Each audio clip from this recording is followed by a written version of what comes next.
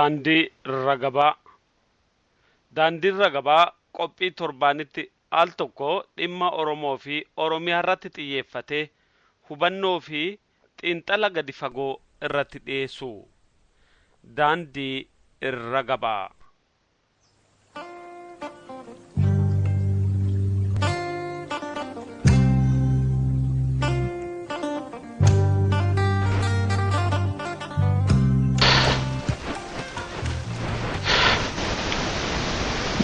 Daandii Ragabaa. Usgeeriin odoo jiruu maali taan albeeni si baachisu taffiraayin obsanii jechi alagaa nama teechisu hin qabna aadaa boonaa lafee gootatii intani jaarrame ufuma ta'e bulaa jiraachuuf jedhee singanuu harme singorsa harka bitaa obboleessa kee mirga kabajii amma dhufaan si baasu tumaa ganamaa dhugaadhaaf jaajii Chaksawarra sanida taatu akkamii farda altu sirraa fokkisaa gurba isaa garii sanyii taaddasaadha gadaan uufak gabbina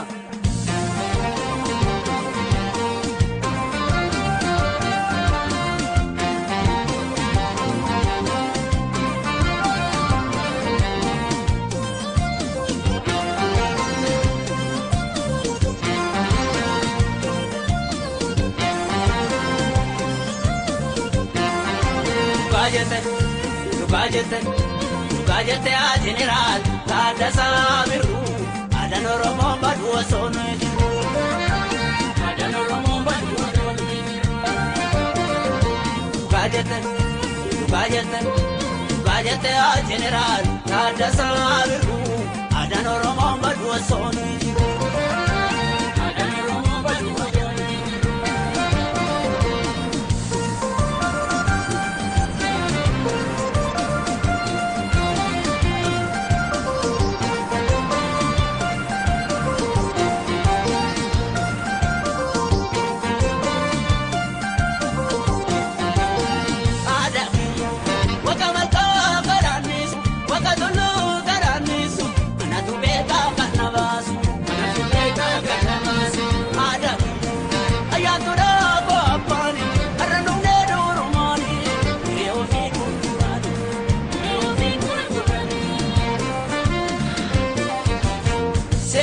Aramete duro apang kalacha, sera wama. Aramete duro apang dama, sera ngacha. Aramete duro apang kalacha, sera wama. Aramete duro apang dama.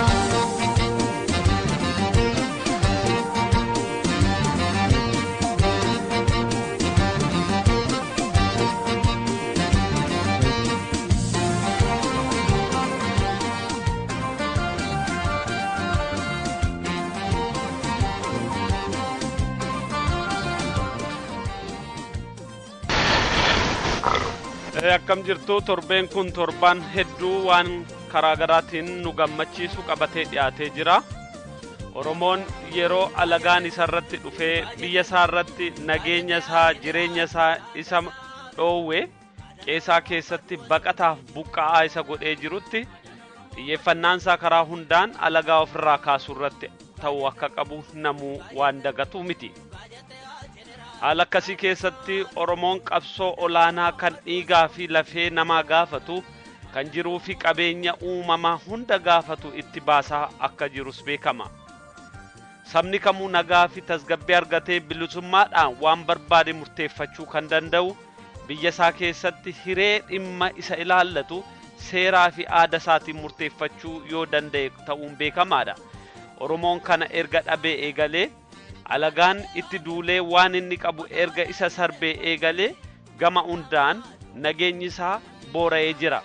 Seerri isaa cabee biyya isaa keessatti haqa dhabee lafa isaa fi qabeenya isaa hambitti fayyadamaa akka jiru beekama. Dhimmoota kana kaasuudhaaf kana ta'innaa sana wayyinaadhaan sabni Oromoo karaa adda addaa qabsoo gaggeessuudhaan ulaa qabsoo isaa arfii tokkotti deeffatee qabsoo waliigalaa kan sabaa yookaan kan biyyaa gaggeessuutti akka jiru beekamaadha. Saba miliyoona 45 ol ta'u kan hammatee jiru Oromiyaan ilaalchaa fi hubannoo akkasumas sadarkaa beekumsaa fi dandeettii uummata miliyoona 45 of keessaa qaba jechuudha. Kana keessatti namuu amma danda'e waan gumaachuun, waan danda'e hojjechuun, waan isarraa eegamu gochuun akkuma jiru karaa itti fakkaatee fi karaa malinnaadhaan yeroo waliin mari'atu immoo ilaafilaamee dhabuudhaan walitti bu'iinsi dhalachuun ni oolu. Walitti bu'iinsi kun yeroodhaaf qaawwa gidduu Oromootti uumanii alagaadhaaf karaa banuu waan hin oolleef aadaan Oromoo kan araaraa fi nagaadhaan yookaan jaarsummaadhaan dhimma ofii furmaata itti kennu hojiirra ooluutu otoo jiruu fi hojiirra oolfamaa otoo jiruu yoo naga'e. Yeroo tokko akka yaadametti ariifatee furmaata argatuu dhabuunsaa diinni akka nurra bubbuluu fi qabeenya keenya saamu nurratti illee bara gabrummaasaa akka dheereffatu isa aanjaa uumeefii jira. Egaa haala akkasii keessatti qabsoon Oromoo yeroo adda addaatti danqaa olaanaa keessa seenee karaa garaa garaatiin diinarratti xiyyeeffachuurra namoonni qabeenyaaf beekumsa isaanii warratti garagalchanii akka turanis kan hubatamuu fi seenaan ragaa ba'uudha. Isa kana keessaa ba'uun barbaachisaa ta'uusaa itti amanuun jaarsoliin Oromoo, manguddoonni Oromoo, beektoonni Oromoo, sirbitoonni Oromoo fi sabni Oromoo waliigalaatti sagalee tokkoon araaraaf nagaa tokkummaa saba Oromoo faarsuu eegaluu hin dhiifnee fi eegalanii ittiin adeemullee irraan dhaabbanne.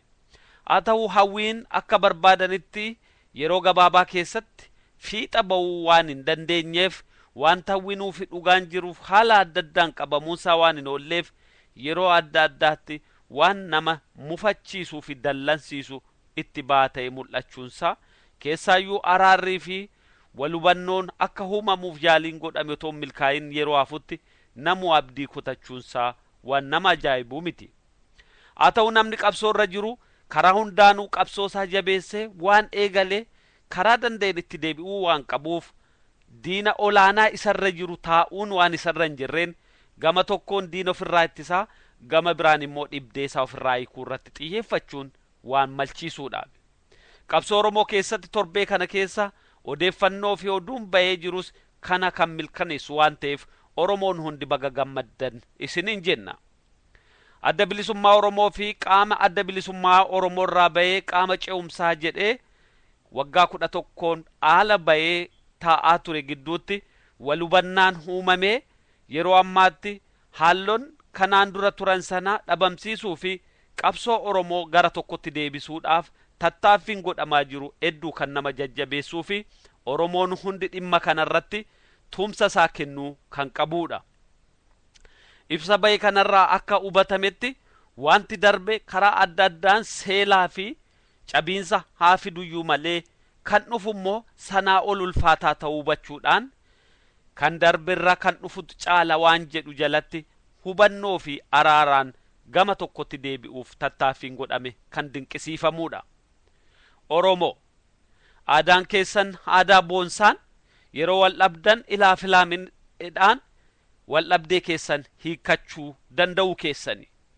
Hambi karaa adda addaa sinitti duulee ulaa sinitti banuu fi gabrummaa sinitti dheeressuuf yaalullee isin diddanii Oromummaa keessanitti cichitanii qabsoo Oromoo jiraachiftanii qabsoon Oromoo sadarkaa olaanaatti akka ciwaan gootaniif galata guddaa qabdu jedhu Oromoonni bakka adda addaarraa.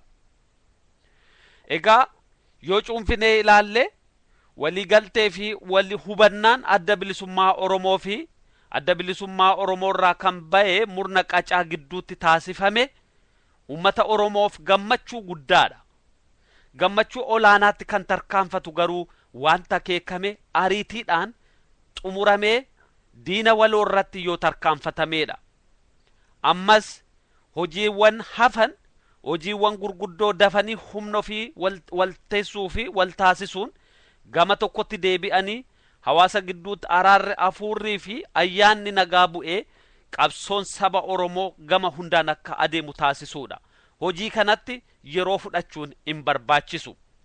Akkuma ibsarraa hubatametti kaayyoon Oromoo bilisummaa Oromoo mirkaneessuu, bilisummaa Oromoo naa jedhamu sabni Oromoo biyya isaa keessatti waan barbaade murteeffachuuf filannoo isaa kan ta'e aangoo olaanaa san dhiibbaa tokko malee itti fayyadamuu danda'uu isaa agarsiisa.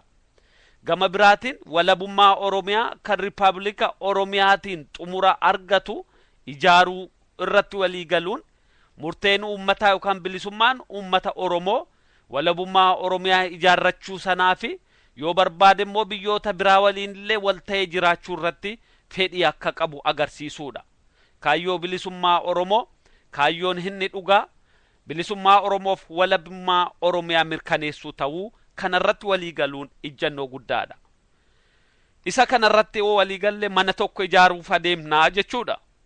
Gama biraatiin tarsimoon qabsoo keenyattiin milkeessinu tooftaaf tarsimoon karaa adda addaa adeemu kan siyaasaa, kan qabsoo hidhannoo, kan dippiloomaasii, kan diddaa uummataa iddoo tokkotti qindeeffamuun qabsoo kanaaf humna guddaa akka ta'u wal hubatanii kanarratti hojjechaa adeemuun hojii guddaadha. Qaamota adda bilisummaa Oromoo irraa ba'an hundarraayis kan eegamu kanuma. Egaa oduu gammachiisaa kanarratti Oromoon jabaatee waan hojjechuu qabu kaayyoonsaa bilisummaa Oromoof walabummaa Oromiyaa mirkaneessuu ta'uu hubatee tooftaaf tarsimoon immoo kan siyaasaa, kan qabsoo hidhannoof dippiloomaasiif diddaa uummataa kan wal taasisee galii yaadame sana bira ga'u ta'uu hubatee asirratti hirmaannaa fi tumsa isaa gochuutu irraa eegama. Yeroo isaa waan xixiqqaa irratti balleessuun Oromoo irraa eegamu jecha haala kanaan roorroo uummata keenya irra jiru yerootti gabaabsinu diina biyya keenya irraa yerootti buqqifnee baanu irratti xiyyeeffannee akka hojjennu dhaamsa Oromummaa walii dabarsuun hojii keenya isa duraa ta'a jechuudha. Baga gammaddan hundi keenya baga gammanne gammachuu keenya fiixaan baasuu fi Oromiyaa keenya dhuunfachuuf immoo hirmaannaa keenya dachaadhaan irratti haa fulleeffannu, haa qiyyaafannu. Dachaadhaanis haa bobbaasnu. Nama taa'anii heeguun bilisummaa namaa fiduu hin danda'u. Namuu bilisummaa isaatiif hojjechuutu irra jiraata jedha daandiirra gabaa. Egaa dhimma kanarratti hayyoota saba Oromoo keessaa ba'an maanguddoota dargaggoota hundumarraa mariitu eegama. Bakka jiranitti waliin mari'achuudhaan dhimma kana gama milkii qabuun dhugoomsuudhaan irratti hojjechuutu irraa eegama. Kana hundi keenya tattaaffannee haa hojjennu jecha gara qophii keenya isa eegallee roorroo golgaan duubaa kan torbee eegallee jirru Oromiyaan biyya isaa keessatti Oromoon lafa isaa fi mana isaa keessatti gidiraa inni dhoksaan argaa jiru saaxiluu itti fufna. Roorroo golgaan duubaa kutaa lammaffaa.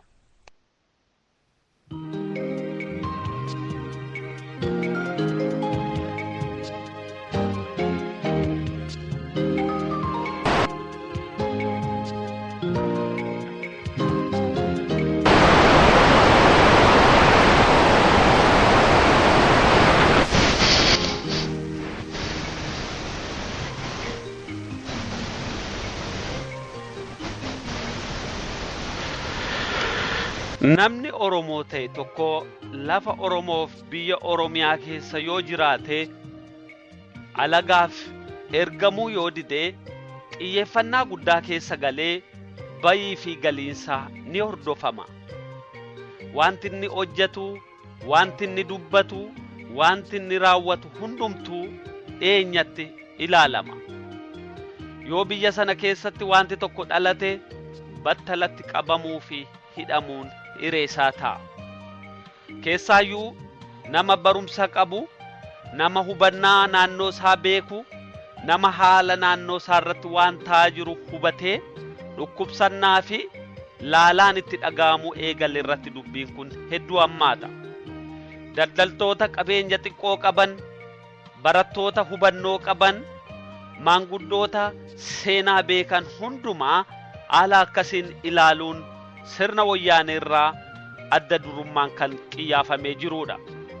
kanarratti barruun bara 1989 yookaan 90moota gara jalqabaa irratti mootummaan TPLF qiyyaafatee qabatee ittiin dhufe sana booda bara 1998 ifatti warraaqsa dimokiraasii jechuudhaan yookaan immoo dimokiraasii warraaqsaa kan wayyaanee jechuudhaan Oromiyaa keessatti ifa ba'ee kan ragaa ba'u Oromoon wayyaanee hin deeggarre Oromoon qabeenya qabu daldalaa kan ta'e beekaa kan ta'e hojjataa kan ta'e kan of danda'ee buluu fi ofitti amanummaa qabu maadhee dhiphoo keessatti ramadamee adda bilisummaa Oromoo akka deeggarutti fudhatamee xiyyeeffannaa fi hordoffiin olaanaa akka itti kennamu barbaachisaadha jedha barruun sun.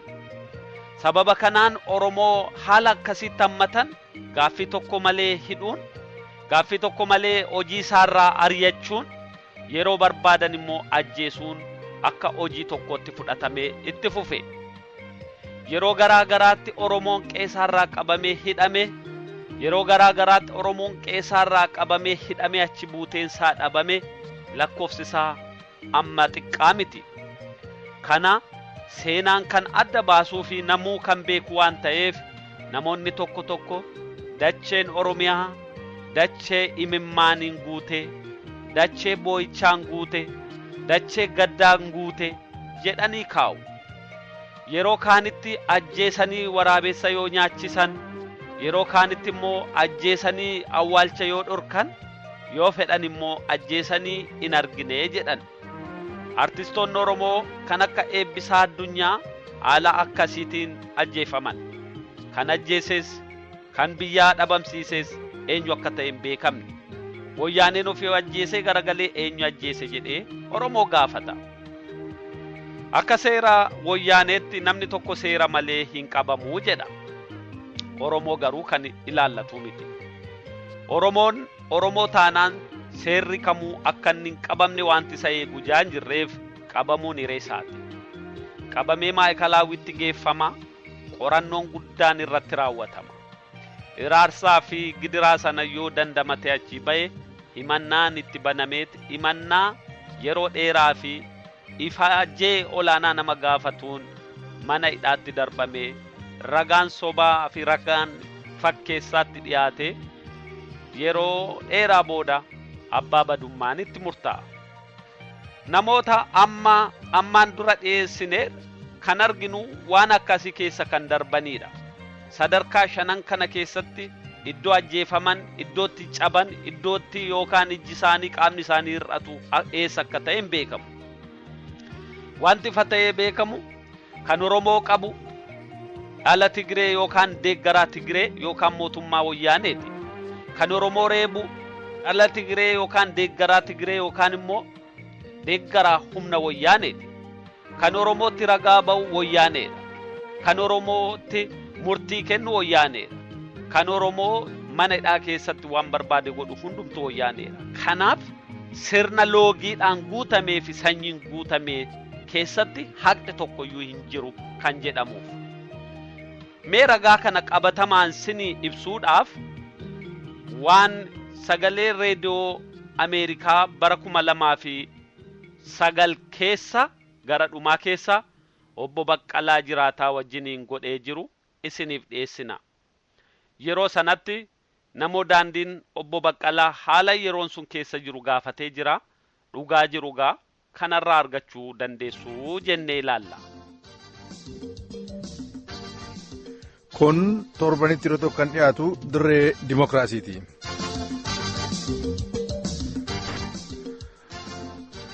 Adda bilisummaa Oromoo wajjin hidhata qabu jedhamuudhaan qabamanii Oromoota kan biroo wajjin dura kan maayikalaawwii jedhamu beekamu waaltaa qorannoo yakkaa fi forensikii booda immoo mooraa hidhaa Qaallitti keessatti kan hidhamanii turan barreessaa dureen Waafidoo obbo Baqqalee Jiraataa torban tokko dura hiikamanii jiru. Namoo daandii waajjira Waafidoo kan Finfinnee jirutti bilbiluudhaan obbo Baqqalee haasofsiisee jira. Gara sanattan isin ceesisa. Obbo Baqqalee Jiraataa hunda dura baga hiikamtanii maatiif fira keessanitti dabalamtanii jedha. Ameen galatoomaan jedhan. Mee jalqabumaa haala itti qabamtanii mana hidhaa galfamtan natti maa Obbo Baqqalee eessatti qabamtan? Kanan qabame ani onkololeessa 20,2001 ganama gara sa'aatii 4tti otoon gara biiroo waa fidoo deemu 4 kiiloo yeroon ga'u 4 kiiloo yuunivarsiitii balbala karaa gajjallaa karaa Magganaanyaadha gara Yaassaa deemu achi yeroon ga'u makiinonni poolisoota federaalaa karaa cufanii taaksiidhaan deeman ture. Taaksii sana dhaabanii achuma keessa yeroo namni ka'ee ol kaka'ee bakka ilaalu anis yeroon ka'ee ilaalu karaan cufamaadha. Makiinaan poolisii 2 karaa cufee dhaabateera. Yeroo kana tokko keessumaa dhufee kan hin barbaadamta jedhee makiinaa keessa na kaasee ati eenyu jennaanis gaaffiin barbaachisu bu'inaan jedheen yeroon bu'u harka ol qabeedhanii na sakatta'anii moobaayilii koo fudhatanii waan kiisii keessa jiru immoo waraqata baasii natti kenneedhanii akka ittiin 4 kiilootti qabame tun gara waajjiraa deemaa jiru. Ka biyya keessatti socho'uuf eeyama seeraa hin qabne adda bilisummaa Oromoof hojjetaa jedha mootummaan Itoophiyaa. Hariiroo akkamii qabdu isin dhaaba kana wajjin? Hariiroo takkaadhumayyuu adda bilisummaa Oromoo wajjin uummadhee hin beeku.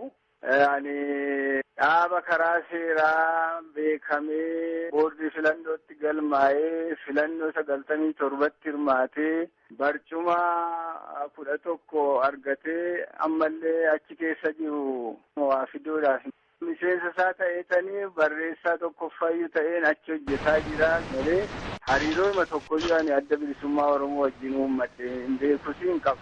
Mee walumaa galatti qabxiilee himannaa isinirratti dhiyaatan naaf ibsaa Obbo Baqqalee. Qabxiileen himannaan anarratti dhiyaate egaa bara 92 fi 93 qarshii 10 buuseera maaddeedhaan ijaaramee kanaatti immoo seera biyya diiguu Oromiyaa biyyarraa kutuu waan akkasii qaba namoota immoo qopheessee gara alaatti erguu kan jedhudha. Yeroon isin mana hidhaatti dabarsitan akkam ture? Yeroo tokko abukaatoon keessan obbo Mul'isaa Ejjetaa akkas jechuun ibsa nuu kennanii turan. Xaafii bulaa halkan jedhu halkanii guutuu dhaabatanii bulanii damma borumtuu sa'aatii 5 6tti guyyatti sa'aatii 16 kutaa hidhamanii baasanii kutaa qorannoo keessa gashanii kutaa qorannoo keessatti akkasitti dhaabanii na bushuudhaan jedhanii natti himatan. Mee haala mana hidhaa keessaa nuuf ibsaa. Egaa haalli mana hidhaa kunoo maayikalaawwitti jedhamu kun baay'ee rakkisaadha. Akkuma jedhame egaa waan dhaaba kana wajjin hariiroo qabdu nutti jedhanii ani waan an hojjedden qabu sinumtuu hinuma beektu akka dhaaba kana wajjin hariiroo hin qabne waan himuun qabu gaa kanaachi jennaan akkuma jedhame gaa halkan guutuu fi guyyaa guutuu dhaabatti jedhanii kan isa galgala sa'aatii 1tti kanan dhaabadhee jimaata sa'aatii 6tti dhaabachuuf dadhabee gaafanii jedhu achi gara kutaan itti hidhamuutti achi nageessanii duraan namoota wajjinan ture kophaatti dhaqanii mana tokko keessatti na hidhanii guyyaa 8 guyyaa 8 immoo kophaa koo mana tokko keessan ture. Isa yeroo tokko malee kun egaa deddeebi'ee halkan yeroo hunda hirribni hin jiru halkan kan si fuudhanii si dhaabanii isaan karaa sitti wal jijjiiru ati nama tokko kanaafuu kun egaa baay'ee miidhaa guddaan irraan ga'eera.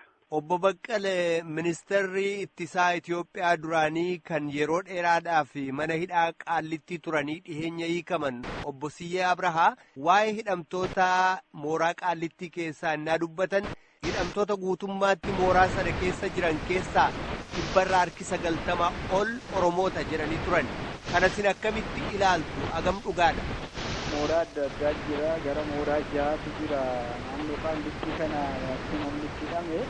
Sana keessa ani mooraa 3 keessan ture akkan dhaga'ettis akkan ilaalettis achitti illee namni hedduun dargaggoonni baay'inaan achi keessatti hidhamanii jiran afaan Oromoo kan dubbatanidha hedduun isaanii.